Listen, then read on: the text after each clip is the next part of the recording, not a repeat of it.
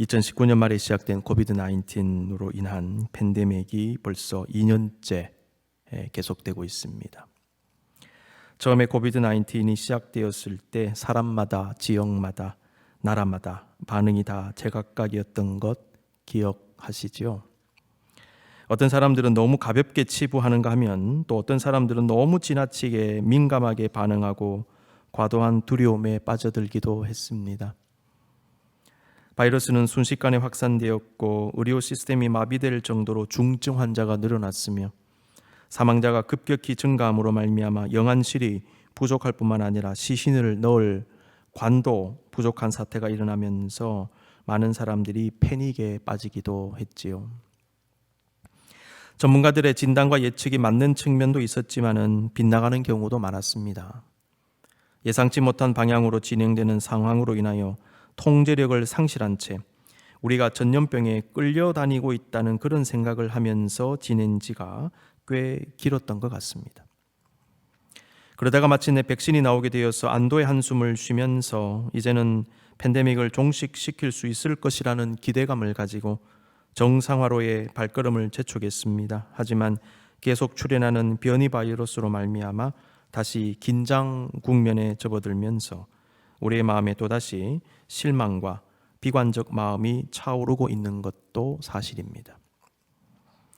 예수 그리스도를 믿는 우리는 2년 동안 계속된 팬데믹 상황에서 살고 있는 우리 자신을 향하신 하나님의 메시지가 무엇인지, 이런 상황에서 어떤 신앙과 마음가짐으로 오늘을 살아가야 할지를 묵상하고 기도하는 시간을 가졌을 것입니다.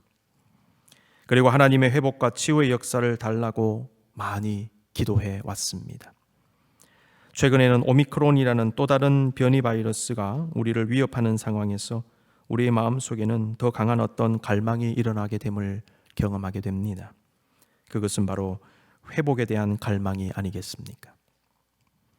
살아 역사하시는 하나님은 현 시대를 살아가는 우리가 지금껏 삶에서 경험하지 못했던 팬데믹 상황을 통하여 그 어느 때보다도 우리에게 하나님의 회복을 갈망하게 하십니다. 그리고 회복을 기도하는 우리에게 올해도 변함없이 성탄의 계절을 허락해 주셨습니다. 대림절은 회복의 주체가 되시는 예수 그리스도를 기다리며 갈망하는 절기입니다. 2021년 성탄절은 우리 생애 그 어느 때보다 더욱 간절하게 주님을 기다리며 주님의 회복을 간구하는 때가 되어야 하지 않겠는가 생각해 봅니다. 우리가 회복을 간구할 수 있고 또 간구해야 하는 이유가 무엇일까요? 구약 예언서들의 특징 중에 하나는 이스라엘 백성들의 죄악에 대한 하나님의 엄중한 심판을 선포하면서도 종국에 반드시 회복하실 하나님의 약속의 말씀이 기록되어 있다는 것입니다. 여러분, 이 두 가지 측면을 같이 보셔야 합니다. 하나님은 정의의 하나님이시자 동시에 사랑의 하나님이십니다. 그래서 죄악에는 단호하시며 심판으로 정의를 세우시지만 그럼에도 회개하며 돌이키는 자들을 용서하시고 품으시며 치유하시는 것입니다. 성경에 기록된 강력한 심판과 징벌을 선포하는 말씀은 표면적으로 보면 가혹하게 벌을 주시고 망하게 하시는 하나님을 드러내는 것 같지만은 사실 인간이 죄와 타락으로 멸망에 빠지는 것을 원하지 않으시는 그 하나님의 사랑과 연민의 마음을 역설적으로 드러낸다 하겠습니다.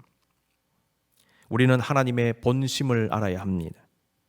하나님은 예레미야 선지자를 통하여 타락한 이스라엘이 하나님의 심판을 받아서 바벨론의 포로가 되어서 70년을 지내겠지만은 그럼에도 기한이 다 찬 후에 반드시 회복시켜 주시겠다 말씀하셨습니다. 그러시면서 이스라엘 백성들을 향한 하나님의 진심이 무엇인지를 말씀해 주셨습니다. 예레미야 29장 10절 11절입니다. 여호와께서 이와 같이 말씀하시니라. 바벨론에서 70년이 차면 내가 너희를 돌보고 나의 선한 말을 너희에게 성취하여 너희를 이곳으로 돌아오게 하리라. 여호와의 말씀이니라. 너희를 향한 나의 생각을 내가 아나니 평안이요 재앙이 아니니라. 너희에게 미래와 희망을 주는 것이니라. 하나님은 심판에 관심이 있는 것이 아니라 궁극적으로 우리의 구원과 회복에 관심이 있다는 것입니다. 오늘 본문 이사야 61장은 지난번에 우리가 묵상한 대로 메시아이신 그리스도의 사역의 핵심을 보여주는 매우 중요한 말씀입니다. 성령의 기름 부음을 받은 메시아가 이 땅에 오시면 가난한 자에게 아름다운 소식을 전하며 마음이 상한 자를 고치며 포로된 자에게 자유를, 갇힌 자에게 노임을 선포하고 여호와의 은혜의 해와 우리 하나님의 보복의 날을 선포하십니다. 아울러 시온에서 슬퍼하는 자에게 화관을 주어 그 죄를 대신하며 기쁨의 기름으로 그 슬픔을 대신하며 찬송의 옷으로 그 근심을 대신하십니다. 그냥 읽기만 해도 은혜가 되는 이 말씀의 세부적인 내용은 여러 가지 관점으로 해석이 가능합니다. 그러나 이 말씀을 여러분 가장 단순하게 한마디로 표현하면요, 회복입니다. 그렇습니다. 복음의 소식은 회복하게 합니다. 상한 마음이 고침받고 포로된 자애가 자유를 얻어 감옥에서 나오며 하나님께서 잘못된 것에 대해서 우리를 위하여 보복하시며 바로잡아 주시는 것, 억울함, 그런 슬픔과 고통을 당한 자가 기쁨을 가지는 것, 슬픈 마음 있는 자가 그 모든 억눌리고 근심된 마음을 떨쳐버리고 찬송하는 것은 여러분 회복이 아닙니까? 여러분, 구원이란 무엇일까요? 구원은 하나님의 형상으로 지음받았으나 죄로 인해 본성이 뒤틀리고 멸망의 길로 가던 존재가 예수 그리스도의 피의 공로로 하나님의 형상을 회복하고 본성이 회복되어 정결하게 되어지는 것 아닙니까? 그리고 다시금 하나님의 자녀가 되는 것이, 그것이 바로 구원입니다. 구원은 하나님과의 관계의 회복입니다. 우리의 영적 지위의 회복입니다. 단순히 예수 믿고 천당하는 것, 그것이 구원이 아닙니다. 그것은 구원의 결과입니다. 궁극적으로는 하나님과의 관계 회복입니다. 궁극적인 회복으로서의 구원을 주시는 주님은 그 아래에 있는 다양한 작은 회복의 역사들을 허락하십니다.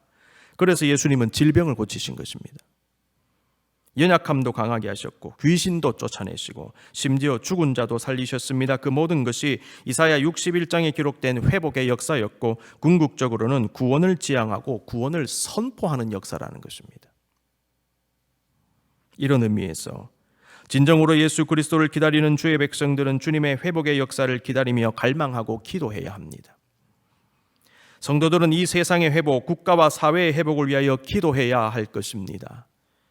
미국의 총기 문제는 어제 오늘 일이 아니지요. 얼마 전 미시건주의 어느 고등학교에서 일어난 이 총기 사고는 온 국민을 경악하게 했습니다. 이 사고는 충분히 막을 수도 있었던 것이라 너무나 안타깝습니다. 자녀에게 왜 총을 선물로 줍니까, 부모가? 도무지 이해할 수 없어요.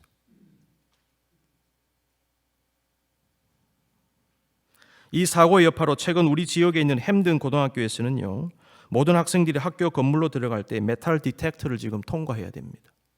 제 아이가 지금 그렇게 하고 있어요. 우리말로 하면 뭡니까? 보안 검색대잖아요. 보안 검색대 다 통과해야 되고요. 그 다음에 손으로 이 기구를 가지고 아이들 다 검색을 합니다. 안전보장이 매우 중요한 공공기관도 아니고 자유롭고 편안한 분위기에서 공부하는 학교에 들어가는데도 고등학생들이 총기나 무기를 소지하고 있지 않은지 확인을 받고 들어가야 되는 이 상황은요, 분명히 정상적인 상황이 아닙니다. 우리는 이 문제를 포함해서 미국과 한국과 더 나아가 이 세계가 안고 있는 다양한 종류의 죄와 타락의 모습, 폭력, 불의, 부정, 불평등, 불공정, 이 구조악의 문제가 해결되도록 아모스서의 말씀대로 오직 정의가 물같이 공의가 마르지 않는 강같이 흐르는 사회가 되도록 기도하고 노력해야 할 것입니다. 회복을 강구해야 됩니다. 우리는 우리 자신의 회복을 위해서도 기도해야 됩니다. 나의 믿음, 나의 영성, 나의 인격을 위하여, 나의 바른 삶을 위해 기도하십시다. 세상살이에 힘들고 지치고 상처 입으면서 나도 모르게 삐뚤어지고 왜곡되어 있는 나 자신을 회복시켜달라고 기도하십시다. 나의 연약함, 질병, 내면의 문제와 고통을 내어놓고 여러분 기도하십시오. 하나님이 만져주실 것입니다. 우리의 가정, 기업도 회복되어야 합니다. 우리의 교회도 회복되며 더욱 성숙하고 더욱 영적 부흥을 경험해야 할 것입니다. 그렇습니다. 지금은 회복을 간구할 때입니다. 우리가 간절히 기다리는 예수 그리스도는 회복하게 하시는 주님이십니다. 성탄절은 예수 그리스도의 회복의 역사가 시작된 날입니다. 그래서 중요합니다. 아울러 우리는 회복의 도구가 되어야 합니다. 오늘 본문은 우리로 하여금 회복을 갈망하고 기도만 하게 하지 않습니다. 그리스도를 통하여 회복된 자들은 다른 사람들을 회복시키기 위한 도구로 쓰임받는다는 사실이 오늘 본문에 기록이 되어져 있습니다. 이사야는 그리스도의 은혜를 받은 자들은 의의 나무 곧 여호와께서 심으신 그 영광을 나타낼 자라 일컬음을 받게 하려 하심이라 라고 기록합니다. 중요한 것은 이들을 통하여 주님은 이들을 사용하여 역사하신다는 것이지요. 그들은 오래 황폐하였던 것을 다시 쌓을 것이며 옛부터 무너진 것을 다시 일으킬 것이며 황폐한 성읍 곧 대대로 무너져 있던 것들을 중수할 것이며 누가요? 그들이 누굽니까? 회복된 자들이. 이 구절은 문자적으로 해석하면 바벨론 포로에서 해방된 이스라엘 백성들이 돌아와서 무너진 예루살렘과 이스라엘을 재건한다는 좁은 의미를 가지고 있습니다. 그런데 사실 훨씬 더 크고 깊은 영적인 의미를 가지고 있어요. 그래서 본문은 영적으로 해석해야 됩니다. 예수 그리스도를 믿고 구원받고 회복된 사람들은 성령을 통하여 다양한 종류의 회복의 사역에 동참하고 쓰임 받을 것이다 라는 것입니다.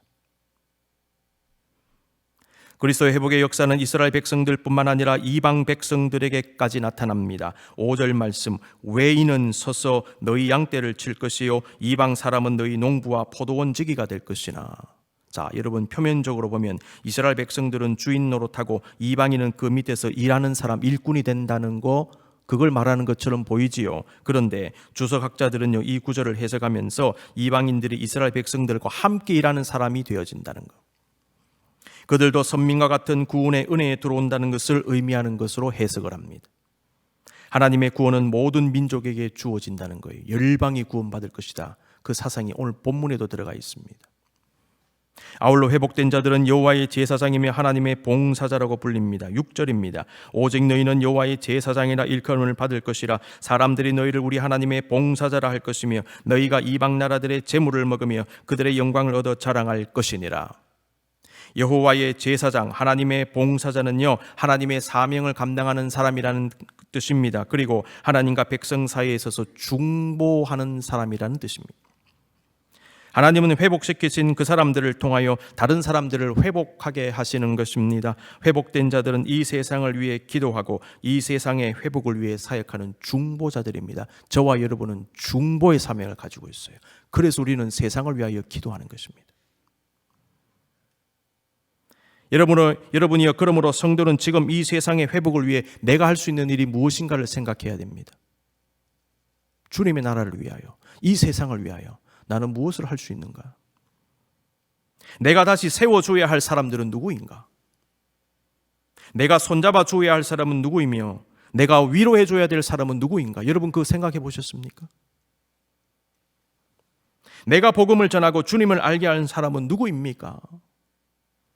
내가 기도하고 도와줘야 하는 나라, 지역, 공동체, 그 사람은 어디입니까? 누구입니까? 여호와의 작은 제사장이며 여호와의 작은 봉사자인 나는 지금 어떻게 회복의 사명을 감당하고 있습니까? 혹시 나만 생각하고 있지는 않습니까? 끝으로 주님의 회복의 방법론을 기억해야 됩니다. 주님의 회복의 방법을 가장 잘 묘사한 성경 말씀은 빌립보서 2장 5절에서 8절로 볼 수 있습니다. 제가 한번 읽어드리겠습니다. 너희 안에 이 마음을 품으라. 곧 그리스도 예수의 마음이니 그는 근본 하나님의 본체시나 하나님과 동등됨을 취할 것으로 여기지 아니하시고 오히려 자기를 비워 종의 형체를 가지사 사람들과 같이 되셨고 사람의 모양으로 나타나사 자기를 낮추시고 죽기까지 복종하셨으니 곧 십자가에 죽으심이라. 여러분 동사가 계속 나오죠. 이것은요, 예수 그리스도의 낮아지심, 죽으심, 겸손하신 그 모습을 계속 강조하는 문학적 표현으로 볼 수 있겠어요. 예수 그리스도의 회복의 방법론은요, 철저한 낮아짐과 겸손이었습니다. 주님은 자신을 완전히 내어주심으로 회복하셨고 낮아지심으로 회복하셨고 죽으심으로 회복하신 것입니다. 이게 방법론입니다. 세상은요, 돈으로 회복시키려고 그러잖아요. 힘으로 회복시키고 원력으로 회복시키고 아니라는 거예요. 예수님은요, 그 모든 힘과 권세 다 내려놓으시고 낮아짐으로 회복시키신 것입니다. 내가 죽겠다라는 거예요. 이 부분을 우리 깊이 생각해야 됩니다. 나는 어떤 방법론을 가지고 이 세상을 살고 있는가? 어떤 방법론이 나의 삶을 주도하고 있는가? 우리의 사고방식은 무엇인가를 깊이 생각해야 됩니다. 여전히 갈등이 있으십니까? 여전히 부딪히십니까? 여전히 못마땅하십니까? 여러 가지 이유 중에 하나는요, 아직 내 자아가 죽지 않았기 때문입니다. 내가 아직 낮아지지 않았기 때문입니다. 마음이 높을수록, 눈이 높을수록 만족이 안 될 것입니다. 만족이 왜 안 될까? 마음이 높고 눈이 높기 때문이에요. 내 생각이 강할수록 부딪히기 마련입니다. 내 안에 내가 많을수록 내 안에 들어올 수 있는 것들은 현저히 줄어들어요. 왜? 내가 꽉 차 있기 때문에. 뭐가 들어올 수 있습니까? 남편도 못 들어오고 아내도 못 들어오고 아무도 못 들어옵니다. 내 심령이 굳어 있을수록 다른 것들이요, 용납이 안 되는 거예요. 그래서 부딪히는 것이지요. 주님의 방법은 다 주신 것이었고 다 내려놓는 것이었고 완전한 종의 모습이 되신 것이었습니다. 종은요, 바닥에 내려가는 사람입니다. 종은 더 내려갈 데가 없어요. 주님은 죄 많은 인간, 뒤틀릴 대로 뒤틀려진 인간, 소생 불가능한 인간의 회복을 위하여 더 내려갈 곳이 없는 곳까지 내려가셔서 거기에서 회복을 이루셨습니다. 우리가 꼭 기억해야 되는 것은 주님의 회복의 방법론은 우리에게는 삶의 방법론이 된다는 것입니다. 주님의 구원의 방식은 제자도의 핵심으로 자리 잡았으며 그리스도인의 삶의 원리로 작용합니다. 누구든지 나를 따르려거든 자기를 부인하고 자기 십자가를 지고 나를 따르라. 이게 삶의 방법론이에요. 내가 너희에게 행한 것 같이 너희도 행하게 하려 하여 본을 보였노라. 내가 가르쳐 준 대로 해라. 그렇게 하기 위해서 내가 먼저 본을 보였다. 내가 너희의 발까지 있어서 주었지 않느냐. 예수님의 모습은 일관적으로 쫙 이어지죠. 구유에 나신 주님은요, 예수님의 제자들의 발까지 씻으시고요, 십자가까지 지신 거예요. 예수님은 변함이 없습니다. 예수님의 인격과 영성은 일관성이 있어요. 여러분, 그걸 잘 보셔야 돼요. 그래서 예수님의 인생 스토리는 태어나면서부터 끝까지 십자가까지 같이 보셔야 돼요. 하나의 맥이 이어지고 있습니다. 소설가 백영옥이라는 분이 쓴 슬픔이 우리에게 묻는 것이라는 글에 다음과 같은 내용이 있습니다. 불행히도 세상엔 왜가 없는 질문도 많다. 그럼에도 불구하고 고통은 어째서 우리에게 찾아올까?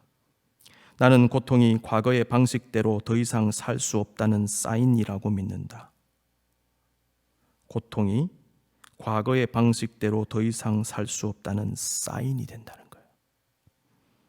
병이나 죽음이 내게 찾아오는 건 더 이상 과거처럼 살 수 없다는 뜻이다. 그렇죠. 깨진 컵 안에 물을 채우는 거의 유일한 방법은 새로운 컵을 찾는 것이다. 깨진 유리를 치우는 일은 눈물나게 힘들겠지만 물컵이 다 채워졌을 때쯤 우리는 아마 과거의 나와는 다른 사람이 되어 있을 것이다. 우는 방법을 알기 전까지 우리 누구도 결코 진심으로 웃을 수 없다. 여러분이요, 깊이 울어본 사람만이 정말 웃을 수 있습니다. 사랑하는 성도 여러분, 예수님은 깨진 컵과 같은 이 세상, 찢어지고 상한 가죽 부대와 같은 우리 존재를 새로운 컵, 새로운 가죽 부대가 되게 하시기 위해 이 땅에 오신 것입니다. 예수님은 우리를 새롭게 회복하게 하시려고 스스로 망가지셨습니다. 우리를 세우시기 위해 본인은 무너지셨습니다. 우리를 살리시기 위해 본인은 죽으셨습니다.